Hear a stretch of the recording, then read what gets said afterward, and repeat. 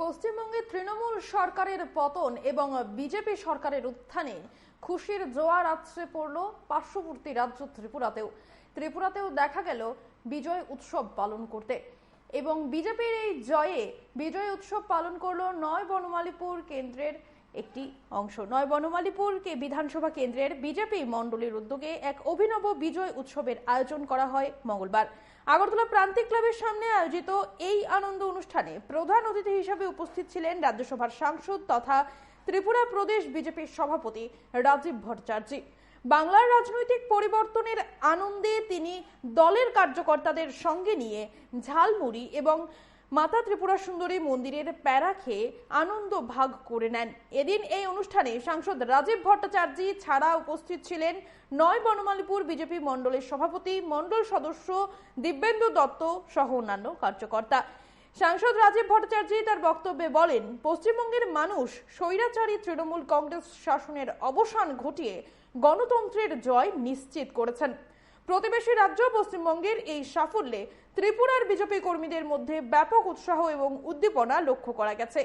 একে অপরকে মিষ্টি খাইয়ে এবং স্লোগান দিয়ে তারা দীর্ঘক্ষণ বিজয় উল্লাসে মেতে থাকেন।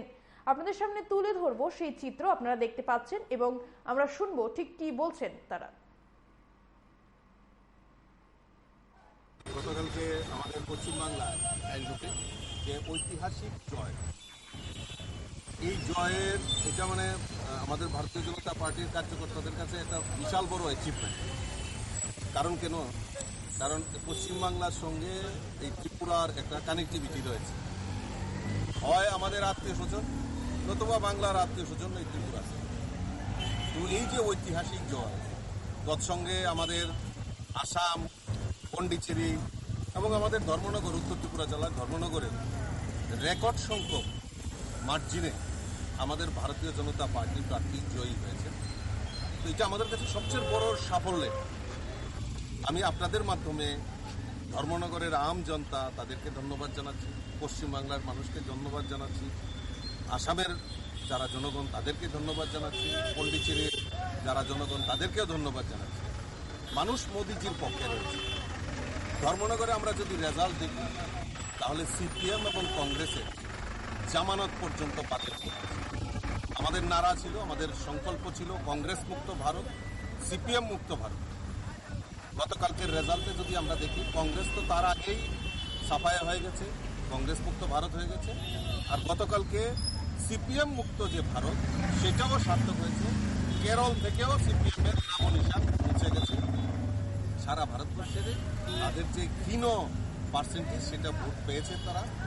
তো এটাই মোদিজির যে উন্নয়ন, মোদিজির যে বিকাশ, ভারত বিকশিত ভারতের কথা বলছে, সেটাই বিকশিত ভারত। মানুষ পূর্ণ আস্থা মোদিজির প্রতি রয়েছে। এই আস্থার প্রতিফলন আমরা গতকালকে পশ্চিমবাংলায় দেখতে পেয়েছি।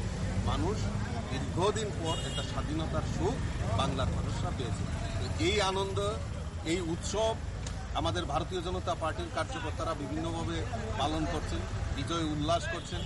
আজকে প্রান্তিক ক্লাব এলাকার আমাদের যারা বুথ কর্মী, আমাদের শক্তি কেন্দ্রের ইনচার্জ, আমাদের মণ্ডল সভাপতি, কর্পোরেটরগণ সবাই সম্মিলিতভাবে মাতা ত্রিপুরেশ্বরীর নিকট প্রার্থনা করেছিল যে তারা জয়ী হলে মাতা ত্রিপুরেশ্বরীর পেরা সেখানে বিলি করা হবে। তো সাধারণ মানুষের মধ্যে প্রসাদ বিলি করা হচ্ছে। আর বিশেষ করে ঝালমুড়ি, আপনারা জানেন যে আমাদের দেশের যশস্বী প্রধানমন্ত্রী নরেন্দ্র মোদীজি বাংলায় ঝালমুড়ি খেয়েছিলেন এবং উনি বলেছিলেন যে ঝালমুড়ি মেনে খায়া ঝাল আর কিসি কো লাগা।